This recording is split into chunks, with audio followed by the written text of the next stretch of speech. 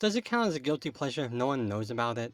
My Bride is a Mermaid is one of those anime where if you walked past someone watching it, you'd probably have questions for them, but you're too afraid of the answers. But when you found out those answers, it's actually not as wild as you were led on to believe out of context.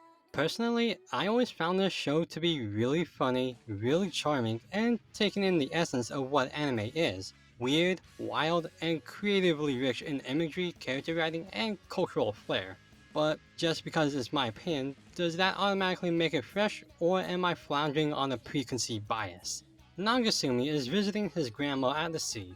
One day, he accidentally drowns in the ocean where he's miraculously saved by a mermaid.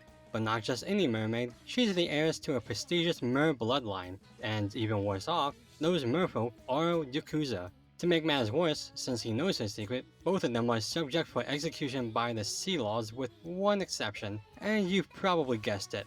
They need to be engaged. And now, Nagasumi, with his new fiancé Sun, has to return home while avoiding a murderous clan of fish gangsters, a hardcore father-in-law, his own neglectful parents, and a school of jealous classmates, assassins, and more of those Yakuza guys not working as teachers. Will Nagasumi survive it all? Will Sun be able to withstand the land's laws or Nagasumi's overbearing parents? Will the new couple find love out of this arrangement of convenience?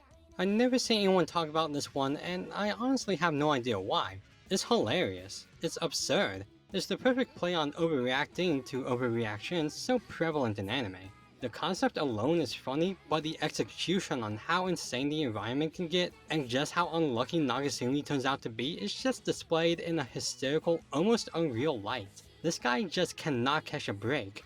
A lot of the comedy is like that. Someone's always suffering, but the way they suffer depends on the circumstances. One moment it can be through Tom and Jerry slapstick, another it'll be a mental attack on the realization that you can't view your parents the same way again, and another can be a misunderstanding blown to lethal proportions. It's also told through the character relations. Nagasumi and Sun's dad is very much one of an overprotective father and a son-in-law, but it just so happens the father is a mob boss and the son is a very wimpy dweeb. The relationship between the crime-raised son and Nagasumi's childhood friend Mawari, who's the daughter of a police chief, is always hilarious to see as Sun's pure heart just always crumbles before a less than imposing cop.